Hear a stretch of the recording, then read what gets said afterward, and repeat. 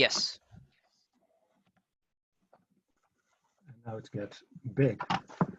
Okay, thank you for the introduction, Peter. After the fine talk by Shayenda Bandara about peninsular India and by Jigit Altai about the Ilhan territory, I'm going to take a few on the area in between. That's more or less typical Dutch in international affairs. The Dutch usually take the position in between. And I'd like to talk to you about the category usually known as jitals. And I subnamed my talk Connecting the Dots, because under the jital category, quite a lot of coins are grouped. But the thing I found most interesting, what are the connections between all those different types one might distinguish? First, we should define what's the subject we are talking about. And I stole more or less this definition from Robert Tye, who made the 1995 jital catalog on this category. And I define the jitals as low denomination coinage for daily usage, which may be in silver, billion, or also in different forms of copper alloys, derived from or related, either in design or metrology or both, to the bull and horseman coins issued by the Kabul Shahi. And these type of coins were used between 750 and 1300 AD approximately in a region comprising current Afghanistan, Pakistan, and northern India. As said, the basic work about this category has been done by Robert and Monica Tye. They made a catalog in 1995, which is still the standard work on this group of coinage.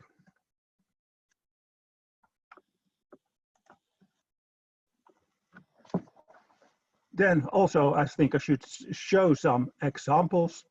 And the most typical coinage in the jital groups are the bull and horseman jitals, which typically show a bull recumbent on one side with varying text in different forms in Nagari or Arab above. Here it's Sri Shpalapati Deva, and on the other side, a horseman with a standard.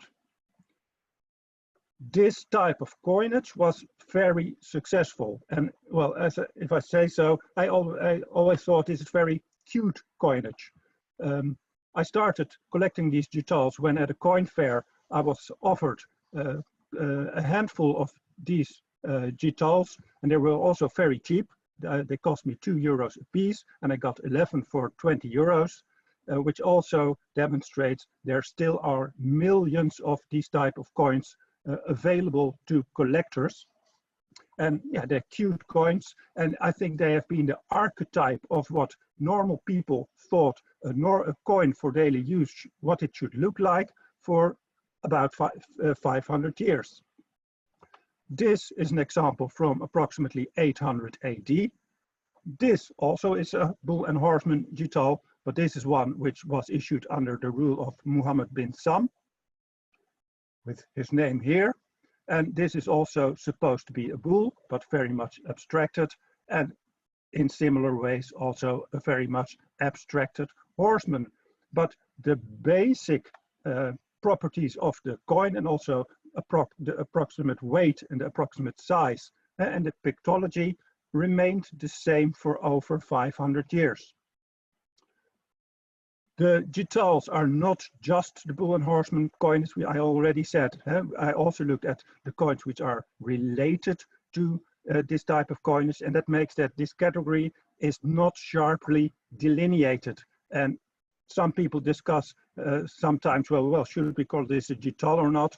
Well, I don't really care. It's not really interesting to know where we put the borders if we look at the structure and of the coinage system.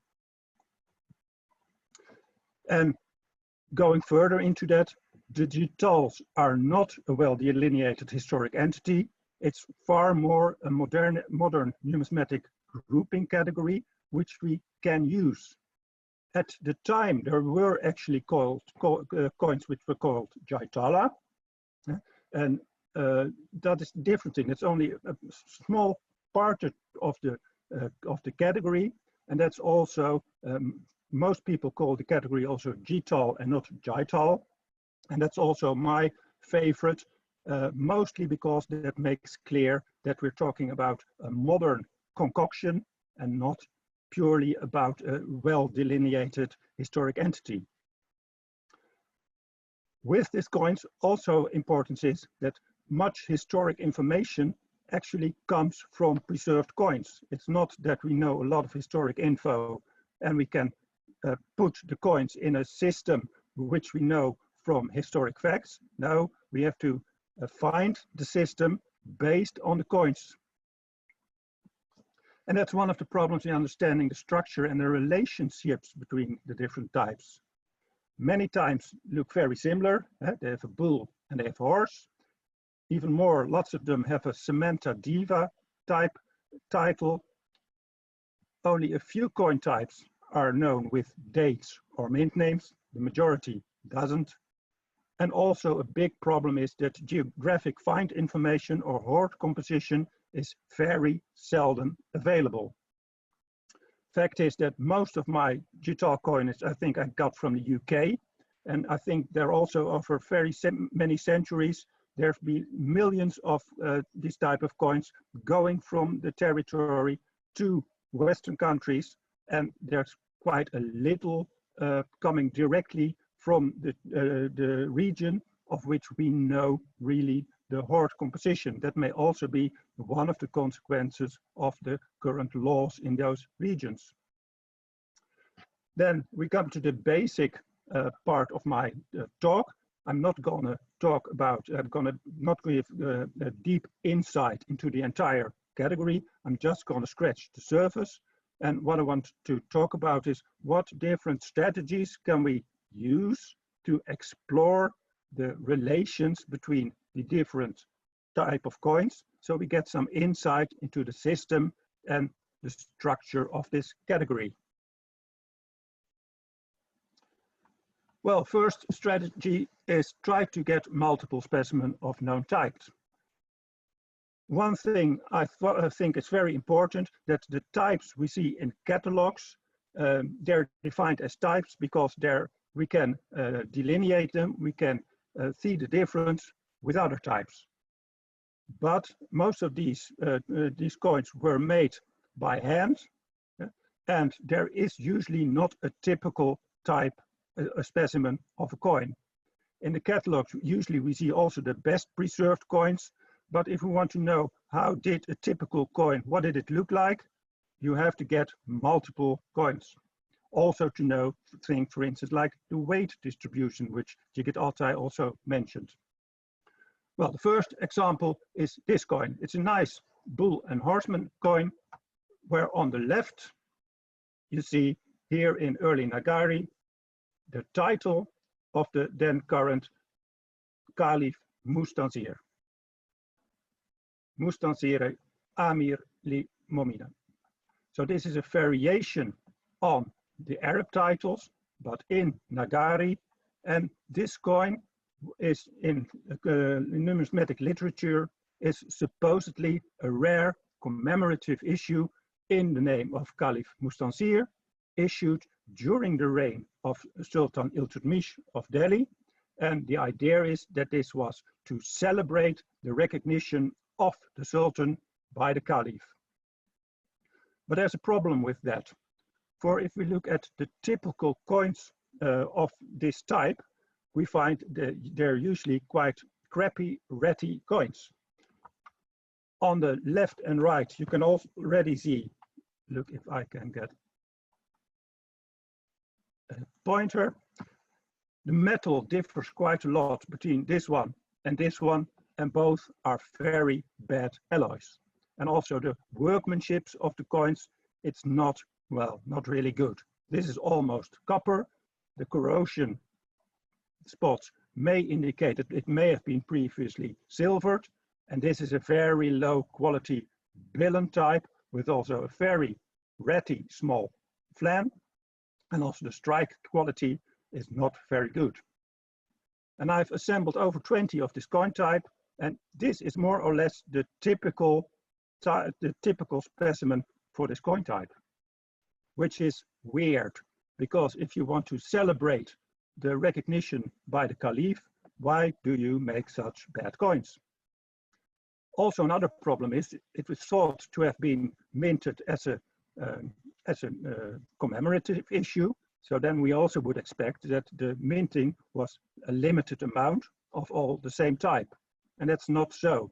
In fact, these coins were thought to be rare, and they're actually not.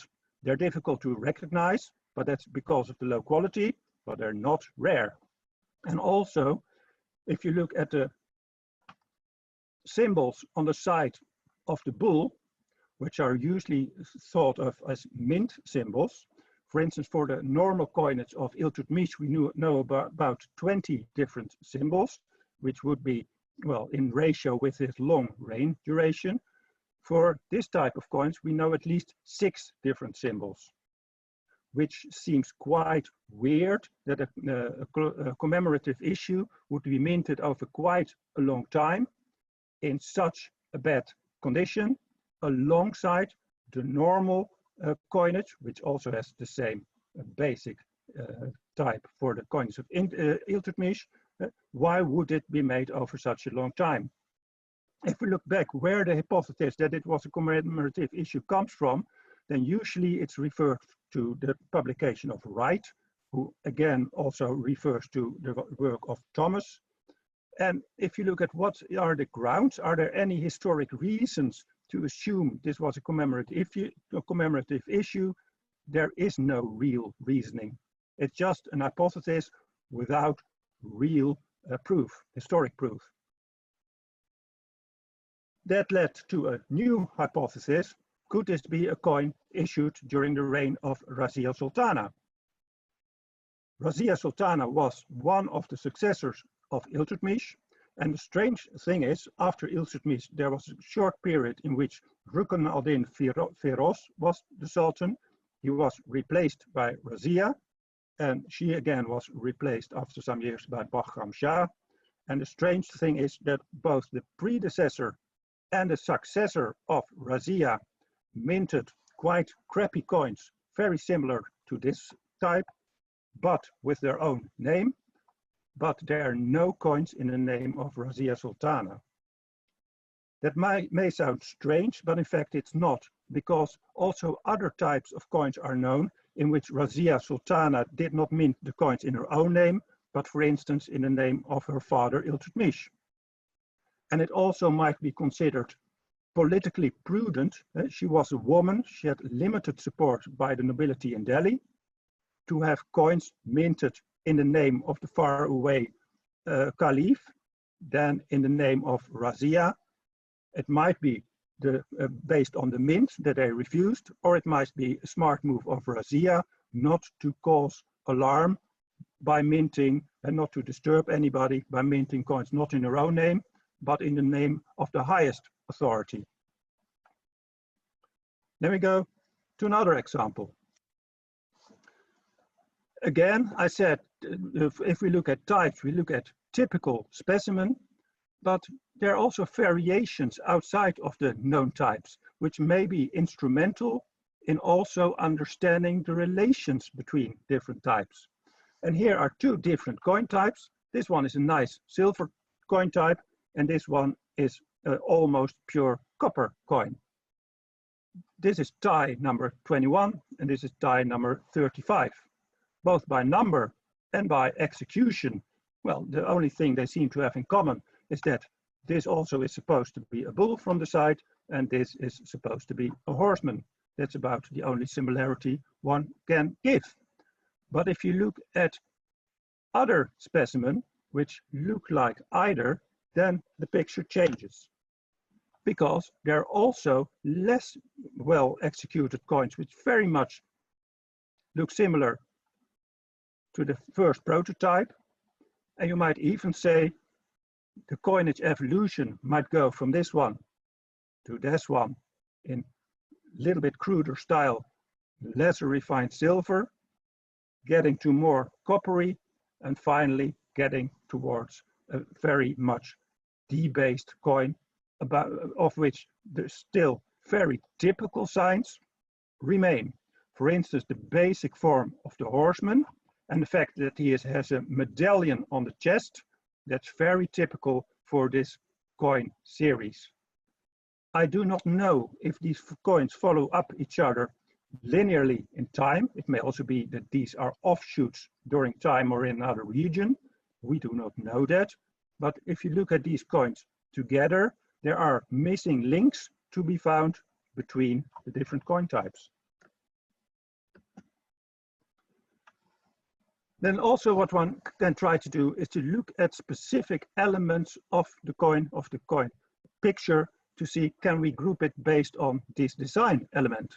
And for an example, I gave this type of coins. Here it says Sri Samanta Deva, and here is a colon.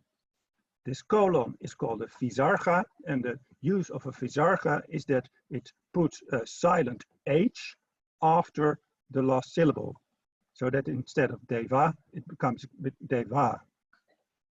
Now, why should people put a colon there? That's something we're going to discuss later, but if we try to look at coins delineated by this typical colon, then we can see that there are coins which very much look like the early Samantadeva type, but they seem to gradually change over time. I don't know, but it seemed to be a gradual change in style. And I only gave some substations, but there are more in between. Here we see the coin gradually becoming more abstract. Here even more abstract. And also the side of the bull becomes a little bit grotesque. The horse gets a very large eye. And finally you see coins which still seem to be linked somehow to this type, but which only show parts of the design and which are almost in pure copper. Again, I do not know if that's a linear evolution in time. Again, these may be an offshoot somewhere, but it's striking to see that we can group these coins purely based on the colon as gradual evolution from the old type to a very crude type. Then this type also is a very crucial type, because this type allows a cross-linking with another coin type. This type is still in the name of Samantadeva. This type is in the name of Amritapala. And if you look at the shape of the horse and also the shape of the bull, that's almost exactly the same as what we see in this coin type. In fact, I'm still wanting to find a identical one. Unfortunately, I didn't find it, but really, especially the horseman, is a spitting image of this type. Why is that so interesting? Well, it's not only a cross-linking, but it also allows a pinpointing in time and place, because the Amritapala specimen are known or are thought to be minted in the Budaun region. And these coins again are related to the coins by Muhammad bin Sam. And we know that around the end of the 12th century, the region of Amritapala was conquered by Muhammad bin Sam.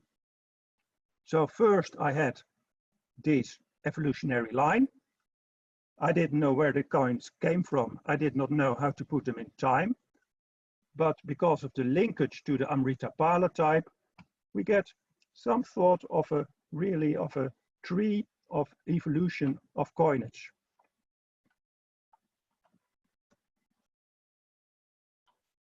Another example. Many coins, also of what we call the Jital category, do not have a bull and horseman at all. They're also purely inscriptional coinage to approximately the same metrology.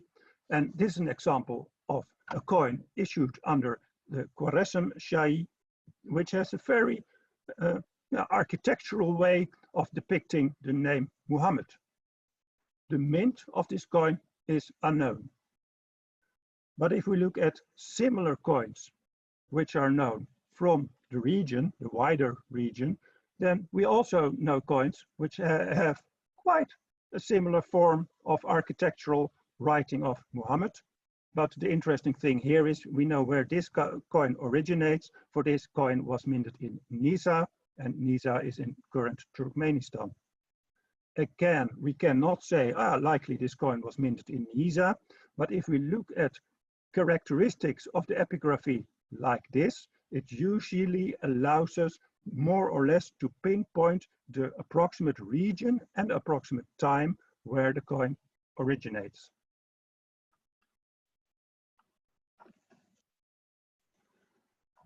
Then another thing, if you want to have structure, is if there is a current structure and there are gaps, then it's one thing to try to understand why there are gaps, but the first thing probably to do is there really a gap at all? For instance, if we look at the coinage of the Gurid dynasty, there are coins known with an elephant rider. This is supposed to be an elephant and its rider with a spear or a goat. And all the rulers of the Gurid have elephant rider jitals. There was one exception, and that's Muiz al-Din Muhammad bin Sam. He's not mentioned with an elephant jital in the Thai catalog. But if you look over time and look at all the coins which you encounter, then the nice thing you can see is that here is the word Muiz. Conclusion, as more or less expected, if you look specifically at the gaps in the existing structure, you may actually find coins which fill those gaps.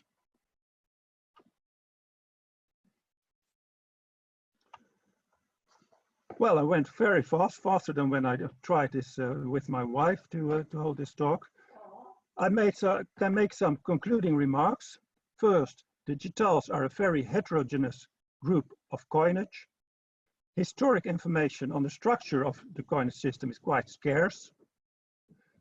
Types usually are distinguished based on several characteristics, their physical properties, what they look like, and what the legend tells us.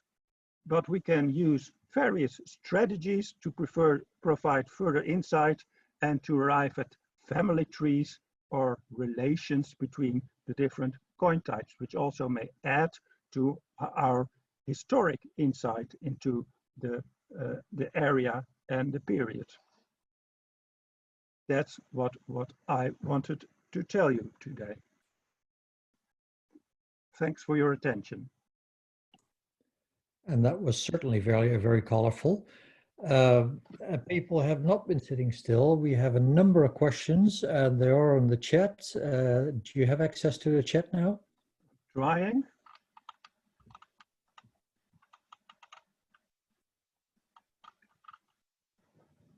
It's in the bottom center of your screen. Yeah, but I'm going to look where our... Yeah, I think the first question, which was addressed to me by Shashwat Agarwal, was what was the significance of the bull and horseman of the coin? And I frankly have to say, I have no idea. I really do not know it. One might think they have a symbolic meaning, and probably they have, but we really do not know. I'm sorry. Well, one thing that I immediately thought of when I saw the question is, and I realized that I'm talking about coins that are centuries apart, but that is the coins issued in the time of Alexander the Great, which do show a horseman.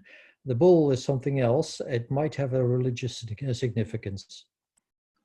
Yes, it might be, but for instance, also the Seljuk had coins with horsemen, and also it's very strange to see that, for instance, when the Ghaznafid came into the region, which held very strict religious rules, they still continued this type of coinage, which really, I cannot give a real Islamic meaning to both the bull and the horseman, but even then, the bull and horseman were preserved, and what I think is that simply was because everyone thought that that is what a coin is supposed to look like. And that's also the strength of the picture on the coin. People did not have to know how to read, they just recognize this is a bull and horseman.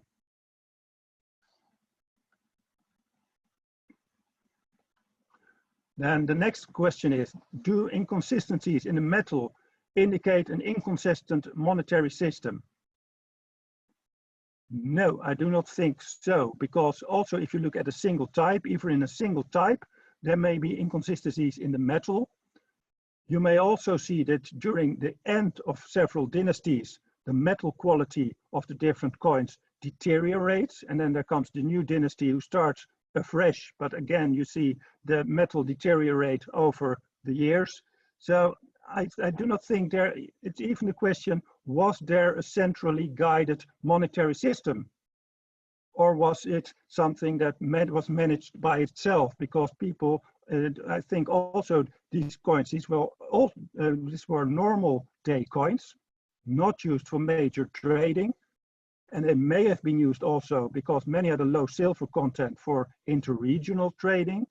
But I do not think really most of these coins will be the weight of the coins. You also see the silver content of the coins changing over time, and I do not really see a system in it.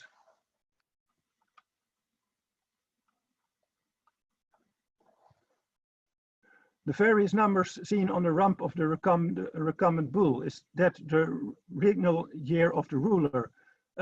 Yes and no. There are some signs which where it seems that there are also, for instance, in the coinage of Iltutmish, there are also some types where there's even a year on the side of the bull, but we do not really know which symbol corresponds to which year.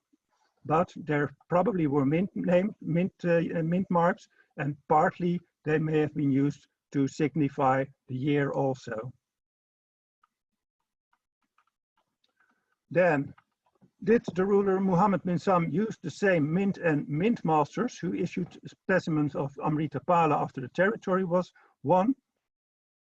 Well, the interesting thing is one might think so, and that's also the easy thing to think. But the funny thing is that if you look at the coinage of Amritapala, you can see an evolution between more naturalistic type and more abstracted types. And the same evolution is partly also to be seen on the coinage of Muhammad bin Sam. So there are some fairly naturalistic, but also some very abstract types. And also, if we look at the different subtypes of this type, it seems to be that there were probably different mint masters, because there are some forms, for instance, you already say here, the forms like the letter Ra or Ma, there are differences between the different subtypes.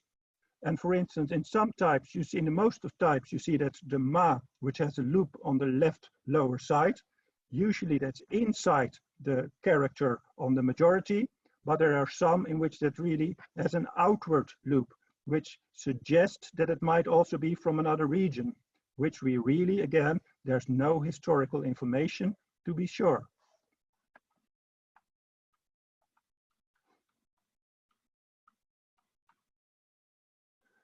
And then a suggestion is made. The bull is more readily explained as a shaifit, the emblem.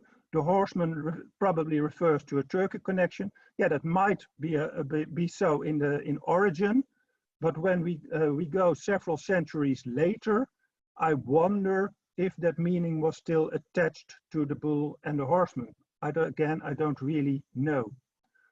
Then what was the main use of the coins? I think it was really for day-to-day commerce. They were really for use on markets.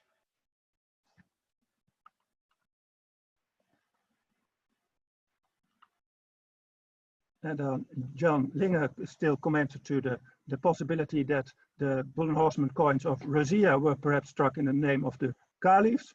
There are jitals, he says, in the name of Razia. Yes, there are, but not of this typical Delhi type bull and horse shape, which you see almost invariable, not changed between her predecessor and her successor, but this specific type is not known for Razia. There are other types which may be from other mints, but this specific type is not known for Razia.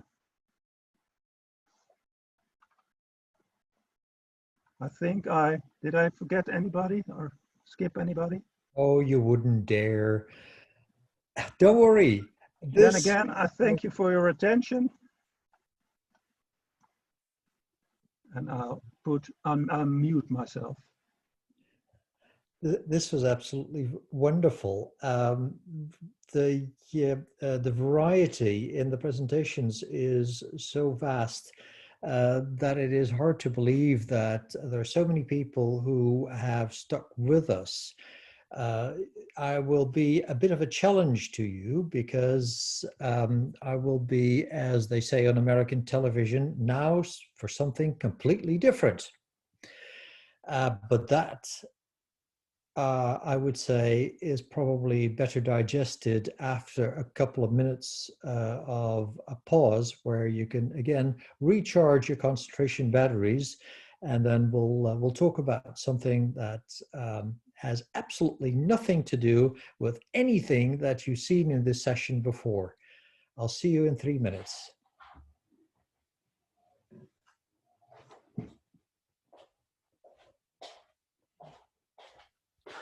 Anthony, we seem to have a comment from Shalin.